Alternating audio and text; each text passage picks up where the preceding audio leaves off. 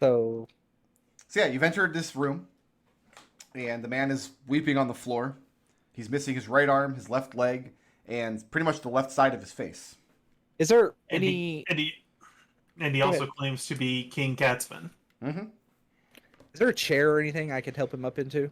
Yes, there's actually a fairly large table in the room. It's currently set with a variety of non-perishable foodstuffs.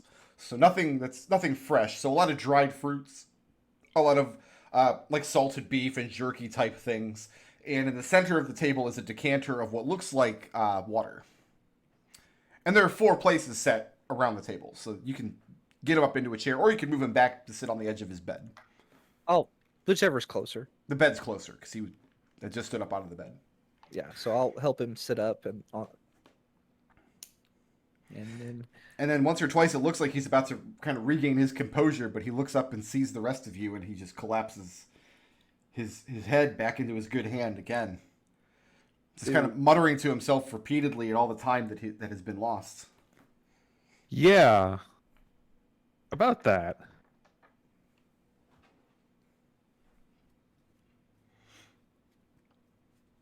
What happened to you? What happened that day? It's only been 12 years. And yet, Connor gestures with no tact whatsoever. Uh, he looks up and he kind of stammers something out for a moment and stops himself from speaking and curses under his breath. And I says, I suppose it does no harm to reveal the full story now. I'm beyond the reach of anyone in Dunfoss who would do me harm. He looks up and he tells you that his magical college, the Circle of Rains, one of a fairly prominent college in the city of Dunfoss with all the sea trade. Their proclivities were basically like weather prediction and safeguarding Dunfoss from like the worst brunts of ocean storms. And then they had some kind of expertise in also safeguarding ocean vessels. If a high-ranking member of the Circle of Rains was aboard your ship, come aboard as crew, which was often the case if, say, foreign dignitaries were coming in or Dunfossan dignitaries were leaving or they had a particular shipment they needed to make sure arrived safely, they could ensure that calm seas and wind at their back the entire journey. So they had fairly wealthy amongst the colleges. And Catsman tells you that he was placed by the Circle of Rains to be headmaster. That the headmaster of Circle of Rains is essentially a puppet position. They put him in that position, and he kind of ruled as the face of the college. They approached him several years after Iriadul the First, the Scion, took the throne, with a scheme to have Iriadul assassinated. And that if he signed off on it and ensured that the Circle of Rains could not be implicated in the assassination, they would put his name forward as the next king. And of course, he agreed to this.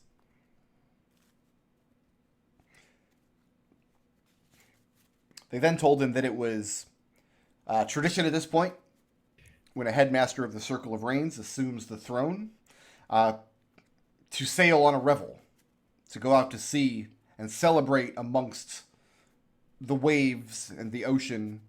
And when he did this, the same people who approached him about Iriadul's assassination approached him a second time, aboard his vessel now, and Iriadul was among them. Iriadul had orchestrated his own death to bring Catsman to the throne, and told Catsman that a time of great instability was needed in Dunfoss, and that he could either essentially join their cabal and their secret plan, or his time as King of Dunfoss would be chaotic, and he would see over the greatest time of instability in the country's history. Rather than have that be his legacy, Catsman agreed to whatever Iriadul wanted. He was then brought to this place in the Underdark, and from time to time, they came and removed body parts from him. First bones from inside his body. And he stretches his skin out, and you see where two of his rib bones on one side, with great pain, have been removed, and there's a scar across his chest.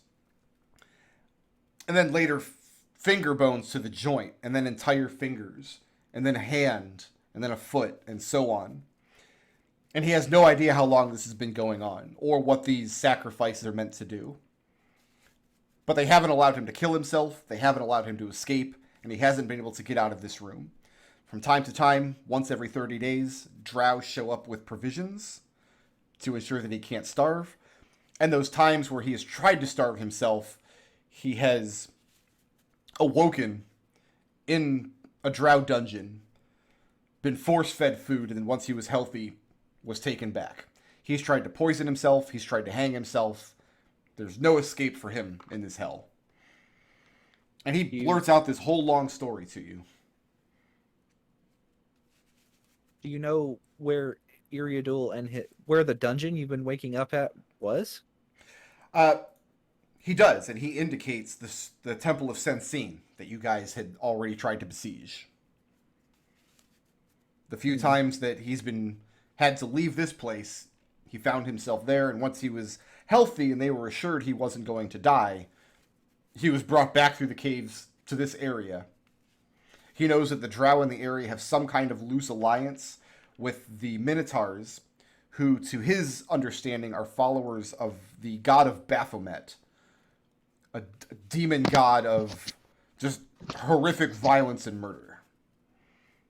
And the Minotaurs have basically been standing guard over his door. We cut the brunt of that, for sure. Lucius gestures outside. When's the last time you saw Iriadul? Where did you see Iriadul? Aboard the ship. 12 years ago. He saw him that one time. Iriadul basically said, get with the program, or you're going to go back home and assume the throne, and you're going to rule over the worst part of Dunfoss's history. Whatever Iriadul is planning required great instability and chaos in Dunfoss. Well, whatever he was planning came to fruition because Dunfoss is a mess right now. He shakes his head, says that, but 12 years. He looks up and he asks who assumed the throne after him. Maximilian? King Maximilian. Yeah. Of what house? Silverblood. You mean Silver Wolf, surely? Silver Wolf, yep. yes. The Silver Wolf name he recognizes, because the dwarves were in charge of the Dunfoss Mint for generations. And just realization crosses his face.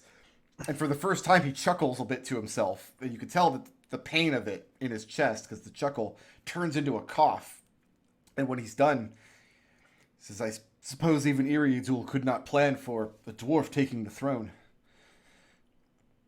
Dwarves are the enemy of instability. Dying.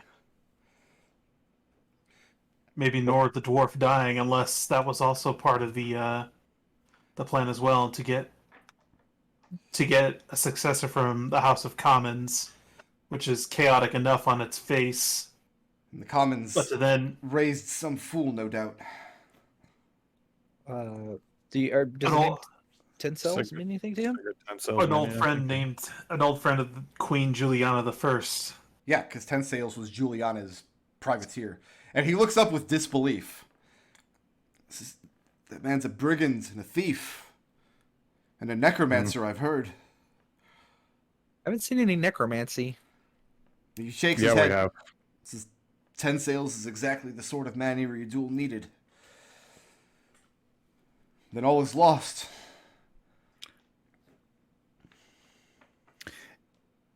I mean, Connor is not surprised in hearing that he's a necromancer, because he's given us glimpses of that with that creepy magnifying glass and shit. Oh, we have seen. So Catsman was selected by the college, the Court of Arts, which essentially are the magical colleges of Dunfoss.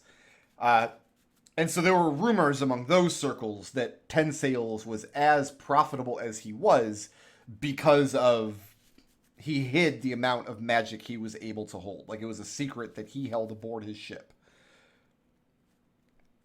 Well, fun fact, he doesn't have a ship anymore. The silence is sank. The silence. Not the silence. Oh my god, that's a Game of Thrones ship. The Whisperer. The Whisper, yes. The Whisperer. Oh, I get it. Silence is I get it. You're on Greyjoy's ship. Yes, The the Whistler. Whisper. Whistler. The Whistler. The Whistler went The down. Whistler, that's right. The Whistler.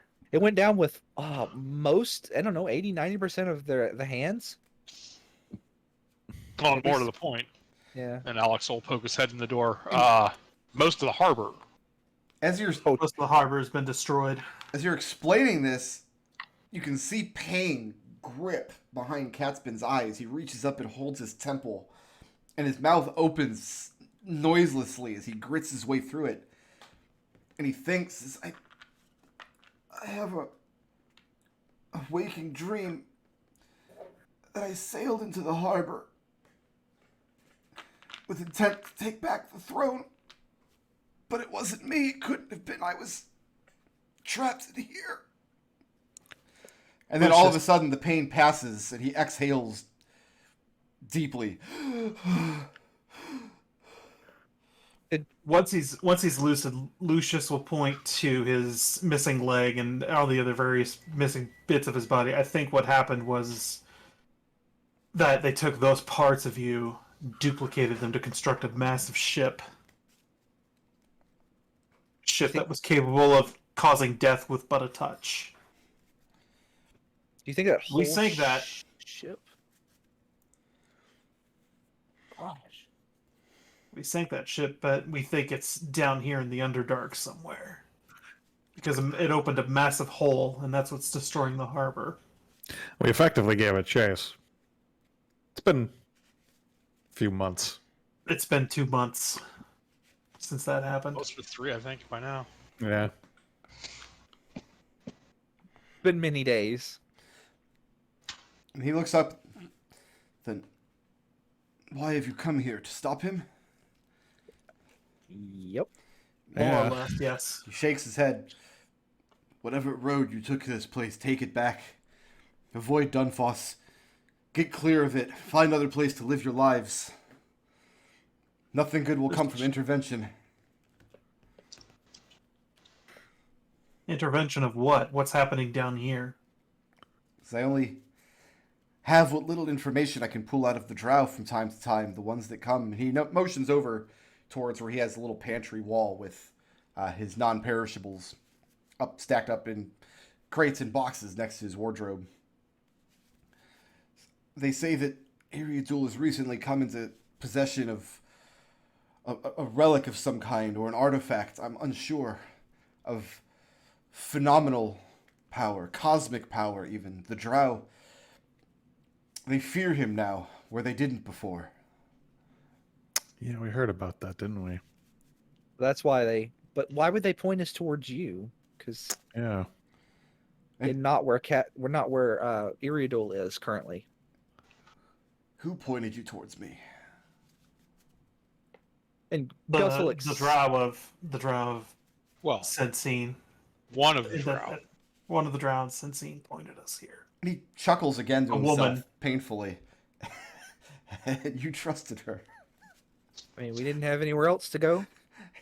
She fed you to the Minotaurs, you fools. She expected you would die. Funnier thing is we didn't. Lucius chuckles. And he nods some assent. That is something they will not expect. That's good to know. That means we might have the upper hand this time. Damn He it. attacked us once. Alex, you're in the doorway, yes? You're keeping the doorway open? Yeah, Alex is keeping an eye out outside the door wall. What's your passive perception? 14. 14, okay. We're gonna have to. Damn it! Are we gonna have Connor- to assault this keep again? Connor is very much lost in thought at the moment. Can we get around at the keep from the other side? Someone mentioned that there were multiple entrances the escaped slave that we found. Catsman tells you that yes, he confirms that's the case. There are multiple approaches to get to the temple. So, what do you know about the dragon and the mind flayer they have in the castle? The drow in this area war with Illithids in aeons past. Illithids that were pushed back from Wilgelm the Bald, the Great War. Looks over at Alex. Suppose your people may have fought it. Iriadul has reconciled them. Most of the Illithids have left the area, but some remain here in service to him. One in particular is... well... Go on. Illithids are forbidden by their nature, by their religion, to pursue magical teachings. Use of magic is anathema to them. It is a great sin. Those who do so are cast out from their tribes, but their exacting and focused minds make them terrible wizards, those that walk that path. They're called the Alhoun. One of them serves Iriadul, I believe as an advisor in matters of Underdark politics.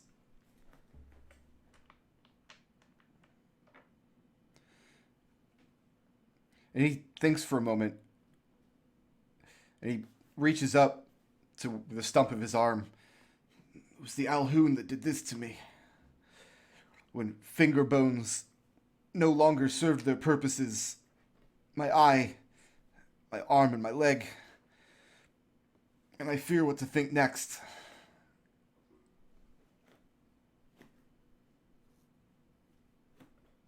Would that we could stuff you in a hole and leave that only we have access to for until we complete our business here and get you out of here safe.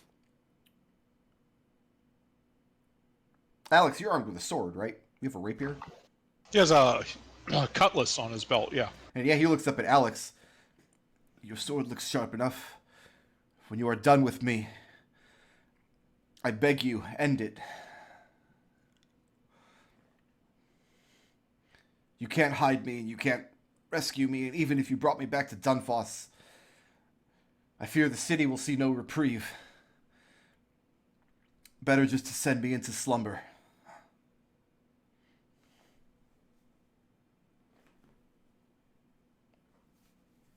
Verify that you are who you say you are.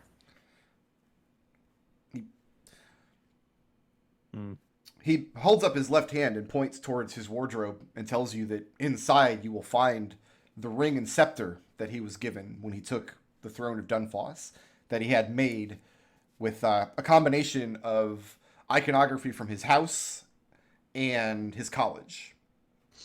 Lucius walks over and goes to look. I do. Alex I do will have walk some- over. I do have Zone of Truth. That's always available to us. Lucius I'll throw that out there. waves his hand. If it comes to that, I'll make use of it. So Alex is going to walk over to him and pull the one of the leg bones out of the bag of holding and compare it to him. I mean, holy shit, That's dude. fucked up. That's fucked up. He regards the bone in horror when he sees what you're doing. And he, once again, his head droops down and you hear him begin weeping again. And he just, again, begs you, end it before they can commit any more atrocities with my parts. Lucius opens up the wardrobe. Yeah, the inside of the wardrobe, it's filled with Dunfoston finery. Fallen somewhat into disuse, hasn't been properly cared for, repaired for 12 years, inexpertly washed. But amongst it, you do find some amount of Catsbin's treasure, and in the treasure you find the scepter and ring that he would have taken as King of Dunfoss. Lucius collects both, presents it to Catsbin briefly, and says, "Then by all rights, you are the current king of Dunfoss." And he's still weeping, and he shakes his head and says, I don't want the throne, I never did. It was foisted upon me, and I was ignorant and stupid. I should have declined it. Yeah, we all do ignorant and stupid things. You're not gonna be the Sarcaspin. first. You're not gonna be the first. You're not gonna be the last. Sarcaspin. He's not a knight. I mean, okay, fine, whatever. Sir, well, I don't know how to address him. Just whatever. Lord? Lord Catspin, you want to die now. There is a very good chance that we can get you out of here, and you can live out the rest of your life on the surface. You don't have to be down here anymore.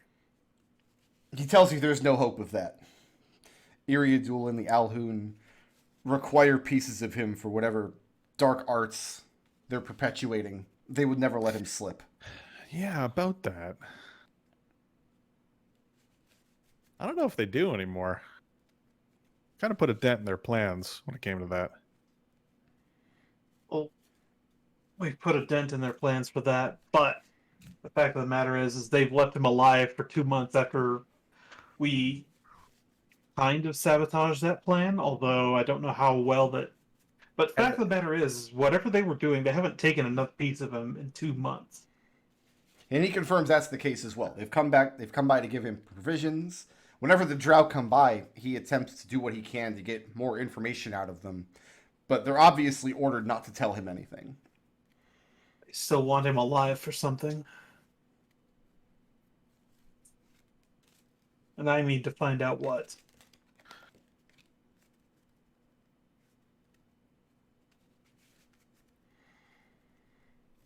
What was the relic Iriadul got in possession of again? He doesn't know if it's a relic or an artifact. It's just an item of great power. He's gleaned Yeah. this from trying to fish the information out of the Drow, but again, the Drow have been ordered not to tell him anything. Oh, I Are they- thought we heard what it was at one point because that we've heard that before. That Iriadul. Might have been last session actually. I can't remember if the Drow told us. The only thing I can think of is the collar that we lost when the ship made its dive. But I don't think that's it. That's has the only anybody thing I can just- think of. Have you heard any descriptions of the? No, the fact that he doesn't know whether it's so the difference between a relic and an artifact is an object that is incredibly magical, typically made so by an incredibly powerful immortal being, and a relic is a piece, like an actual body part of an incredibly powerful immortal being, such as the ridiculous Lich Hand you guys have been carrying around for 40 sessions. That would be a relic. Well, I'm trying to think of what like the most powerful like the ship, the ghost ship would be an artifact.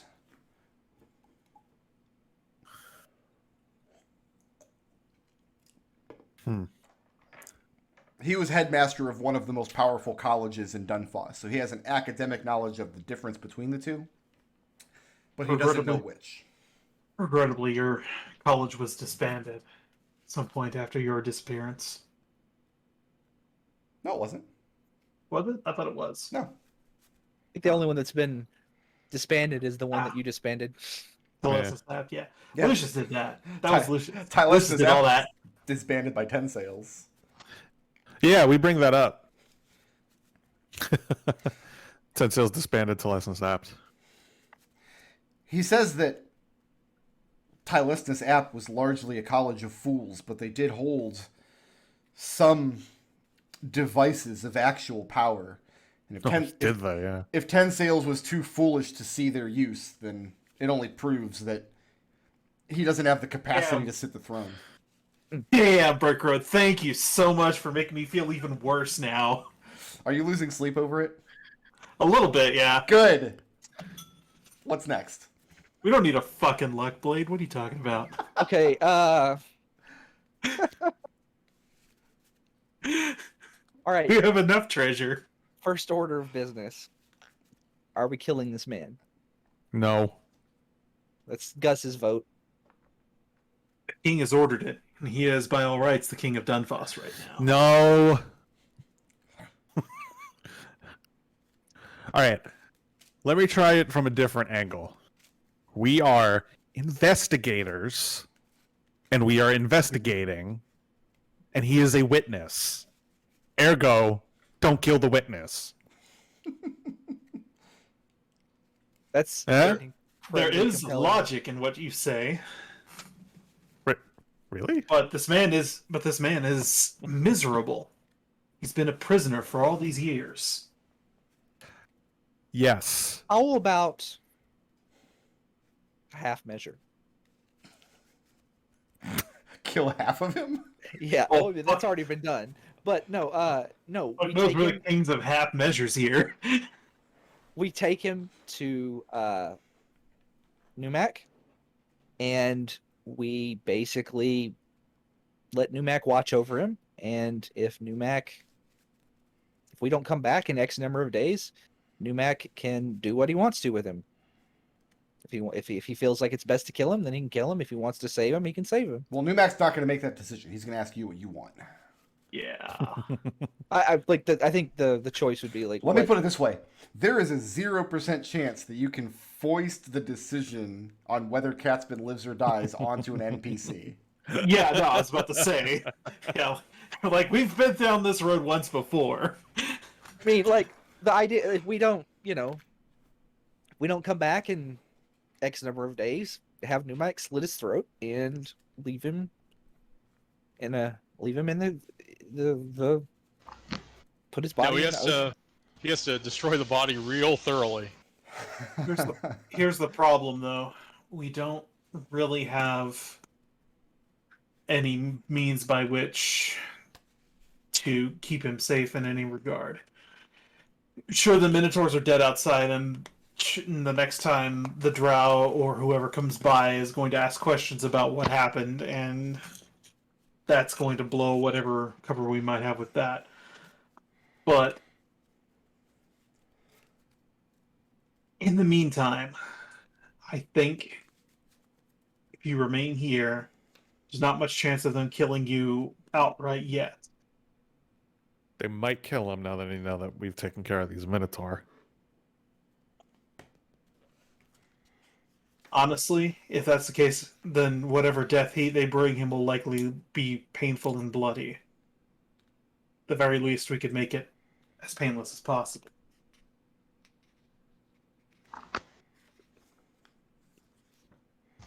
If there is a chance for you to get back to the surface, and I'm addressing Catsman here, if there's a chance that you could get back to the surface and live the rest of your life in peace, shouldn't you take it? He tells you that with Iriadul so close to his glory, that living in the surface would be no less perilous than living here. We're gonna take care of Iriadul, don't worry. He's less confident than you are that that's going to happen. Uh-huh. Well, Gus says, I'm not killing this man. And he turns around and he walks away. You walk out? Yeah, I walk out. Roll initiative. You hear Gus squawk. Ah! Oh, I have a Gift of Alacrity. No, that's a D8. Everyone roll initiative or just Gus? Everybody rolling. Because I'm assuming you guys are going to want to deal with what Gus just walked into.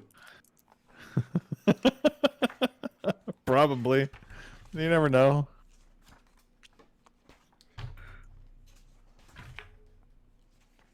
Not sure if you guys can hear the pages turning right under my microphone here. I kind of dig it. Oh, yeah, We can. I can hear it. I'm willing to bet that that's pages of the Tome of Beasts. I'm not happy about that. Is that right, Bandit? You don't like the Tome of Beasts either, do you? Doggo has spoken. Yeah. I don't want to use purple. I'll use this pink one here.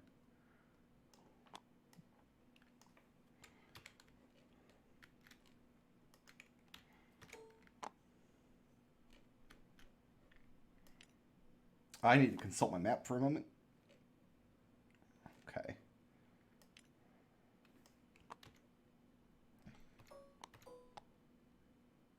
They're spawning in invisible, by the way. We can't see him. He can just pick Thank him you. up when he's done. Gus, You leave the room and come out. When you do, you trigger 4 held actions.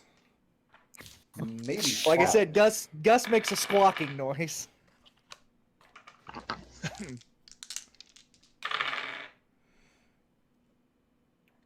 I've got a 20 to hit, No, 18 to hit, no, a 10 to hit, no, 13 to hit, no. and I need a intelligence saving throw, please.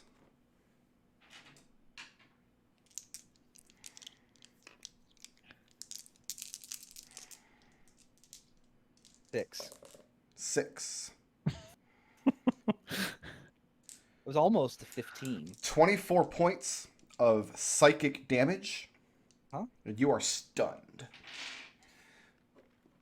As you step out of the room, you hear the twang of short bows as 4 drow have entered the mouth of the cave and taken up position, having seen the open door and taken position to fire shots. And they do. Behind them stands the mind flayer that you saw earlier when you were inside of the temple.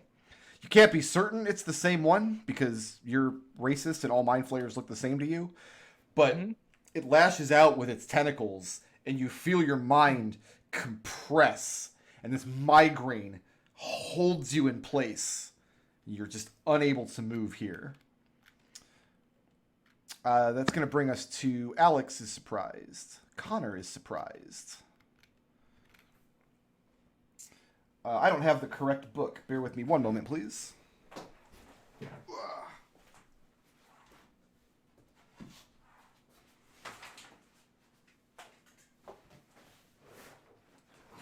I got Xanathar's when I needed Tasha's.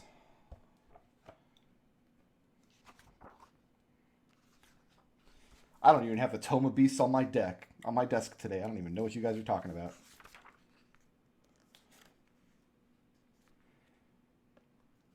Gus, make me an intelligence saving throw, please. I'm scoffing at you. Are you? Yeah, I want you to know that. 18.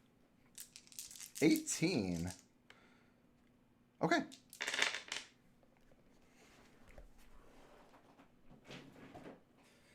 That's going to bring us to Pink, the drow. Are not surprised. I think I roll an advantage against you now. Yes, you do. Mm-hmm. Because you're stunned, right? Yes, I'm stunned. Yeah. I haltingly tell the drow to go F themselves. I've got a 22 to hit. That hits. I'm working on 2 different pages of my monster manual. I actually owned another monster manual at one time because it was starting to fall apart, right? So I bought a new one. But I mailed it to my niece who lives in Ohio who wanted one. 6 points of piercing damage from the first bow. Okay. I have a 12 to hit. I have a nat 20. Okay. 8 points of piercing damage from the third bow.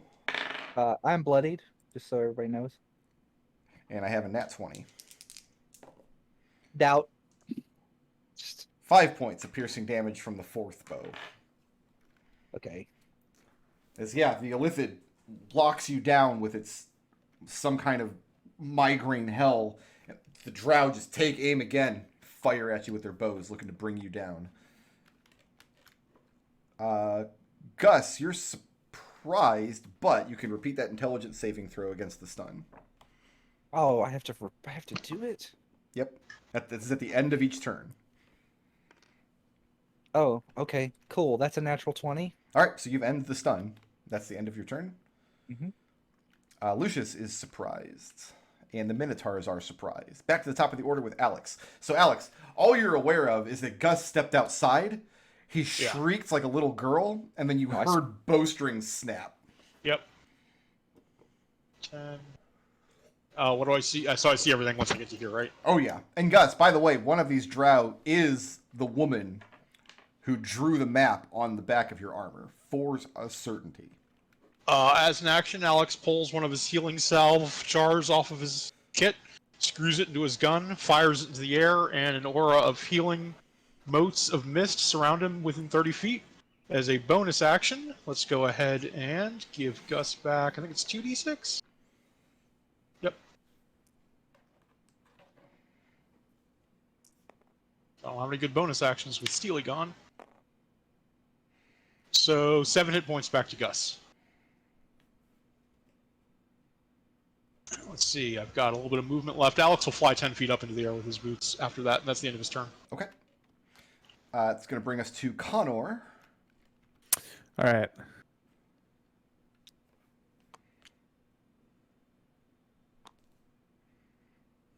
Bonus action, lightning arrow. I'm going to shoot that one. Okay. That is a 31 to hit. 31 does hit. Cool. All right, Unfortunately, you don't have a wall to knock these ones off of this time. That is 21 lightning damage for him. Oh yeah, he The did. drow. Oh, okay, cool. And the drow around him, please make a dexterity saving throw, please. So that's all 3 of them? Yes, please. Okay. I have, I believe, a 14, It's a fail. a 4, and a 12. All failed. They all fail, yeah. All right, so maximum damage from this. 11 lightning damage. They're all bloodied. They are all bloodied. Cool. All right. Second arrow. Oh, I'm sorry. No, the woman is not bloodied. The woman has more health than that. Okay. Which one is the Which woman? one is the woman? The one standing in the middle here. In the middle? Well, All the right hand or the left hand side. Now that the one next to her is dead. right, cool. I'm going to shoot her in the face with another arrow. Okay. It's a 30 to hit. 30 does hit. She takes 7 piercing. One more arrow for good measure. 31 to hit again. Mhm. Connor not playing at the moment. And she takes maximum damage, 14 piercing. All right. Now she's bloodied. And Connor's going back inside like the little chicken shit he is. Okay. Alex, can I please have an intelligence saving throw? DC is 15, but it's not against magic. Is 15. I made a 15. Okay. You feel the probe enter your mind, deep into your brain, and for a moment, it feels like your vision blacks out. You don't feel any pain, but the next thing you're aware of is you're lowering your gun right at the back of Gus's head with violent intent to blow his brains out right before you catch yourself. You pull your finger away from the trigger. And the Mind Flayer floats nonchalantly back into the caves. It's going to bring us to my drow. They all get to their feet and look to turn, but then they catch themselves and they don't. The 2 on the sides each draw daggers, and the woman in the middle says, I guess Lucius can still hear. So Lucius, she's speaking in drow, and she's pleading for her life against the other 2, that she didn't, there's no way she could have foreseen that you guys would have destroyed the tribe of Bahamut. She was sure that it was going to cause all of your deaths. And they both move in to stab her. And one of them hits.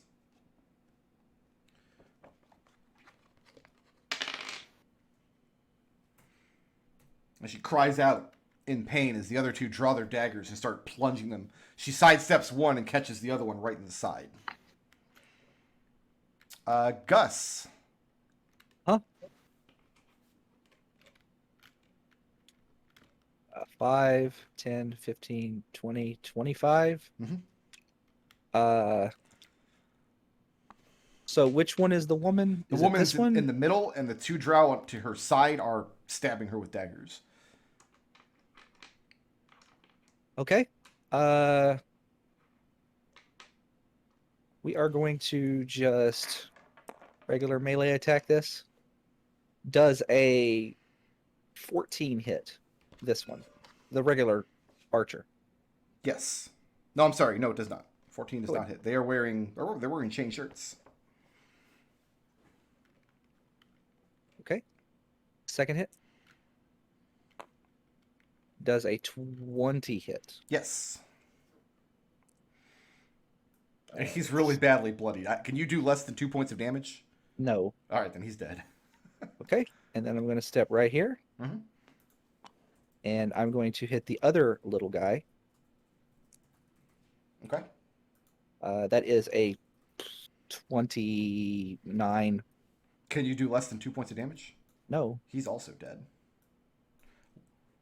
That lightning Then- spell messed them up. And then I turn to look at her, and I don't have any more attacks, so I can't kill her yet. It looks like she looks at you with shock and amazement in her hands, like she like grossly betrayed you, and then they were ordered to kill her, and then you stepped in and prevented her from dying. But now you're looking at her with murderous intent. She's feeling a lot of ways about stuff. Inflicting emotions. That's gonna bring us to Lucius.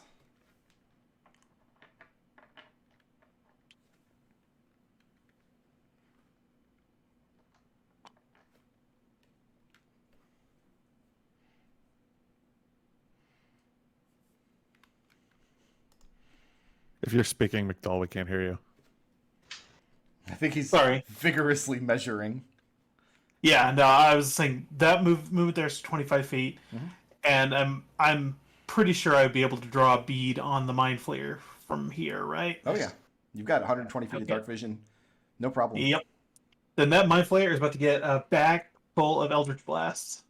But he's still facing you. He's moving backwards. He's floating. Okay, well then his face is getting it. Yeah, So he was too smart to turn his back to you. So his wait. his stupid tentacly face is getting a face full of Eldritch blast. Okay. Are you telling me that this cosmic horror is moonwalking? No, he's floating above the ground. He's not walking at all. What'd you roll? Does a Nicole? 24 hit? Does a 24 hit? It does.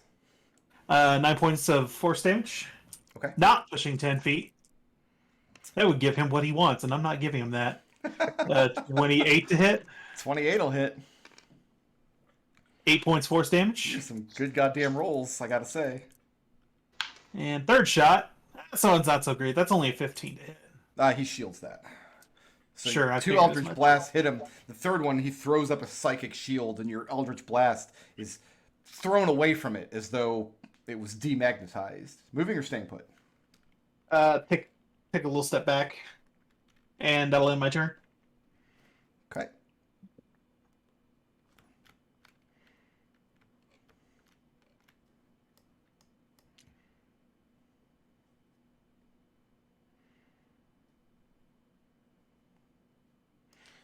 The Minotaurs are running for the exit of the cave while the chaos is happening, taking very careful care not to dash into anybody's threat range.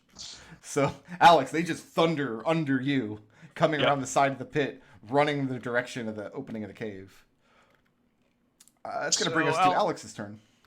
Alex can fly to there, and then he'll lower his gun at the mind flayer. First shot. It's an armor class. Is that really on the 5? I don't know how much I believe that. It's on the 5. I have moused over it. 17. 17. Shield lasts till the start of his next turn, doesn't it? Or just Yeah. for that one? Again, the 17 is Yeah, not it's hit. Second shot is gonna hit a 29. That'll hit. And let's add some force. Do you care about force versus magical piercing? No. So go ahead and take 21 damage. Mark that off. Okay. And it is bloody. And third shot. Crit. Woo! So much for my mind flayer. Nah, that's only going to be 13 damage. Okay, yeah, Just he's save that arcane jolt. badly bloodied. Bonus action, Gus can get back 5 hit points. And Alex is ending his turn there. Yep, that's the end of Alex's turn. It's going to bring us to Connor. I always like the way you say that. Connor. Connor. It's like you're a robot. Gus always gets mad at me when I say his name wrong. Connor, I want to be your friend. I do want to be your friend, 2, McDohl. 3, 4, 5, 6. I don't think. Oh, maybe I can. Oh shit!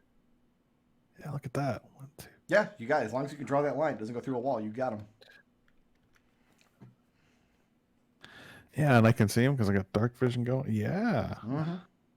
Well, how much dark vision? 60 feet. Right, because the spell only gives me 60. He's 65 feet away. No. Just out of range of your dark vision. I gotta double check it now because. You can take the shot, you're just rolling a disadvantage. Yeah, it's only 60 feet. Oh. Take the shot. Yeah, because like it's 1, 2, 3, 4, 5, 60 feet gets right to the bottom of this square. Get down, Mr. President. Yeah, why not? We'll do it at disadvantage. Sure. Well, it does beg the question if I can actually Slayer's Prey him. Only if you can Nope. see him. Only if I can see him. Can't even Slayer's Prey him. So we're just gonna fire into the darkness. As you do. Nope. Does a 17 hit? No. All right, number 3. As a shield. Does a 22 hit? 22 does hit, but you can throw away that nat 20 though. He threw away 2 nat 20s. Yeah, he did. Yeah, it did. It's my friend Sean says, "C'est la vie." Oh my god. That's 8 piercing. Okay. Why does Sean hurt us? Why does Sean want to hurt us? That didn't I don't hurt. understand. That was hilarious. It's pain. Connor, moving or staying put? Nope. I'm good right here. God, I can't even taunt him telepathically what I wanted to do because telepathy is 60 feet. Gus. Ugh. Yeah. The Mind Flayer approaches, but not very much. Only about 15 feet. It sinks to the ground. Holds its hands out in front of it. And it's speaking, but it's not speaking. You all hear its communication telepathically, bypassing any need for language. And it says, I have been misled as to the power of my adversary. And he motions towards the woman in front of him. She marked you for easy prey. She was wrong. I would make amends and bargain for my life. The woman is going to... She can take 1 step away from Gus, but can't leave his threat range. She's going to spin around and try to shoot him.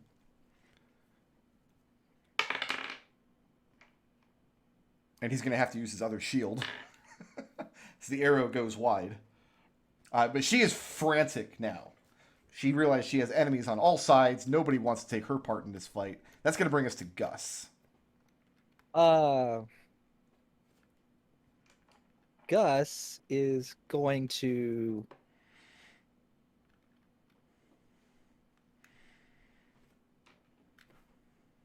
Man, my gut reaction is to not kill this drow. That was your gut reaction last time, too. Yeah. Then, Look where that led you. then what happened? I know, but like, I still feel like I trust her more than that. That's just racist. A little bit, yeah. Speciest.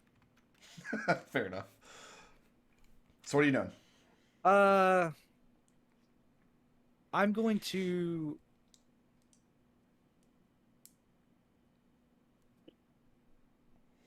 I'm going to hit her, Okay. but I'm going to hit her non-lethally. That's I'm sexist. going to hit her 3 times non-lethally. Murder all the men, but knock out the woman. Okay. Chivalry is not dead, and neither will this woman be. That is a 23 to hit. That'll hit.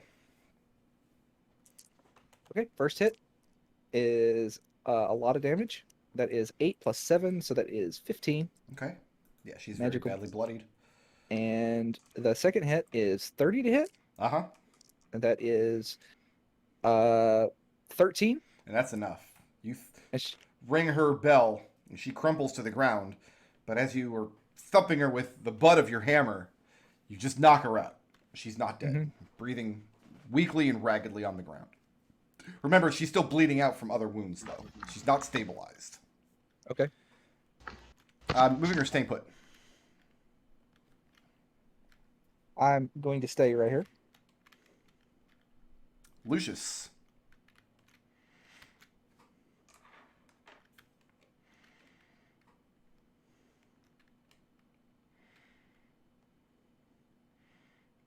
Nothing? Lucius does nothing? No, I'm thinking here. Ah, okay. The Trying to assemble words. Gus is. I feel like Gus is not going to. He's not going to parley with the Mind Flayer. Is that a hard and fast rule? Somewhere Nath is nodding sagely.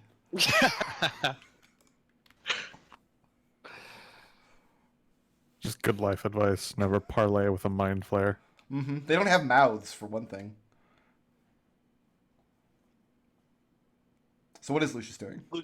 Lucius steps forward and he's going to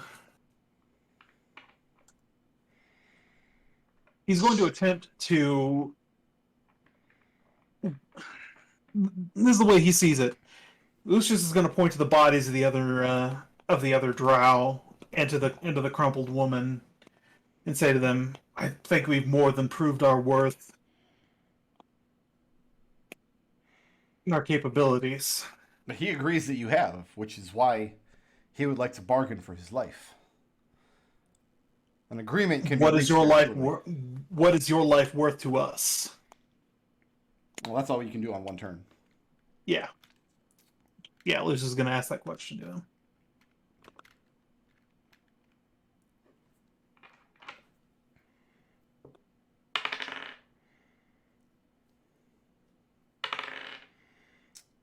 Connor, I have a 17. You need to make a strength athletics or deck acrobatics check to beat a 17. Dexterity acrobatics, you say, eh? I do say. That is only an 11. What am I doing? The Minotaurs run up behind you. One of them grabs you, puts his arm come on. around your neck, and the second one, make that same check, but only against a 9. Man. Nope. Okay, so yeah, one of them grabs hold of your arm. One of you puts his arm around your neck, so you're grappled by 2 Minotaurs at once. The third one, who failed his grapple because he rolled a 1. What's your dex bonus? You might roll worse than that. +4. No, even if you roll a 1, you still beat him. And the Minotaur calls out in halting, very bad undercommon, and says, "Give us safe passage out, or we snap your friend in two." That's all they do on their turn. That's going to bring us to Alex.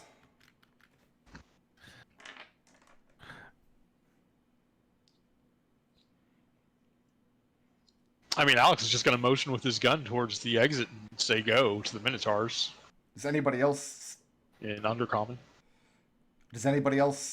react? I'll give a free. Like, if you want to shout something at the Minotaur, I'll let everybody make their reaction. But they're not going to budge unless all 4 of you. No, Lucius will step aside. Okay. So nobody's going to stop the Minotaur if they go to leave? Yeah, but if they take Connor beyond this turn, then they're getting blasted. Well, they can't do anything. They can't do anything until their next turn. Right now, it's Alex's turn. Yeah, and if they take Connor, like, they're getting shot, but like if they just let him go and leave. That's all. Yeah, Alex just points towards that that and says in what do I have? I've got undercommon. Yeah, says in undercommon, just go. Okay. And then I guess he'll land over here, out of the way of where the Minotaur doesn't want to go, and just keep his gun trained on the Mind Flayer, but not shoot him. Okay. Connor. Oh, I got a bonus action. Gus, are you still hurt? Yeah. Go ahead and get back 5 more hit points. Okay. I'm no longer bloodied. That's going to bring us to Connor. You are being grappled twice. Connor just looks at the Minotaurs, sighs and rolls his eyes, and Misty steps right out of their grasp. Oh, snap. Closer to the Mind Flayer? Closer to the Mind Flayer, yeah. Oh, I like it. Okay. Yeah. And I mean, Thunk. they're completely... Well, they're not completely shocked, because Gus did the same thing. Maybe annoyed and frustrated, because Gus did that to them twice. Yeah, I can do it more, too, if they get feisty. Just keep blinking out of the way. Okay. And Connor just goes, just go, just go.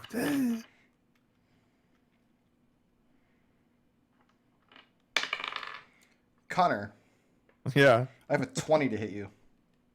Oh. Bogus. Yeah. Okay. So the Mind Flayer floats forward and wraps its tentacles around your head. Okay. No, I'm gonna use 4 blips. That just is it 4 for auto failure? Or do I have to use all 6? You can use 4 to give yourself or one of your companions an auto success. And then 6 is an Oh. auto failure on the. Yes. Okay. All There 6? goes all my blips. Yeah, because I know what mind flayers do when they Connor, do melee attacks. Misty step out of the immediate threat of the Minotaur. And as you get your bearings, the Mind Flayer very speedily darts towards you. He sees his opening to improve his status in the negotiation, and he goes to wrap his tentacles around your head, and you duck right underneath him at the nick of time, and he only catches the wall instead. At which point he recoils from you for a moment, having lost the gambit. So now the Mind Flayer's intentions are plain for all to see. That's going to bring us to I mean, I could have told you that. Gus's turn. Uh-huh. 5, 10, 15, 20. Mm-hmm. We are going to commit violence. I would. That's what I tell the that's what I tell the mind flayer. Now we commence the violence. That's a real dick move on that Mind Flayer's part. It's almost like 24 he's evil or something. Yeah, 24 to hit. Almost. Yeah. Yes, it will. That is a 8 points Okay. of damage, and the second hit is 20 to hit. 20 will hit, even if he That's- shields. It's 14 points of damage, And that's it for him. Dead. and then the third hit on his corpse is Ooh. 20 points. Is 20, Ugh. and then his lifeless corpse takes 15 points of damage. Is that the end of Listen, Gus's they don't turn? have, yeah, they don't have faces. I can't tell when they're dead.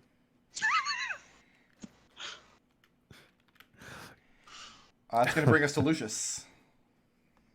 Yeah, no, that Lucius is gonna move well clear of the Mind Flayers, Well, there's only one Mind Flayer. He's the- dead now. the Minotaurs. Yeah, no, Lucius is gonna move over there. It's actually very handy that Mind Flayer and Minotaur are on facing pages of the Monster Manual.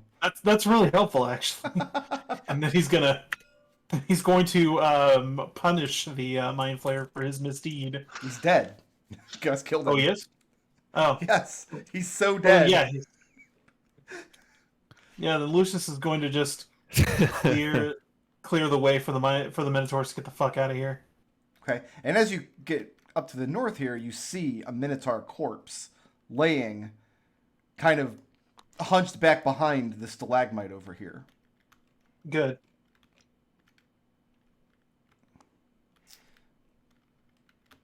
The Minotaurs are just going to beat feet unless anybody stops them.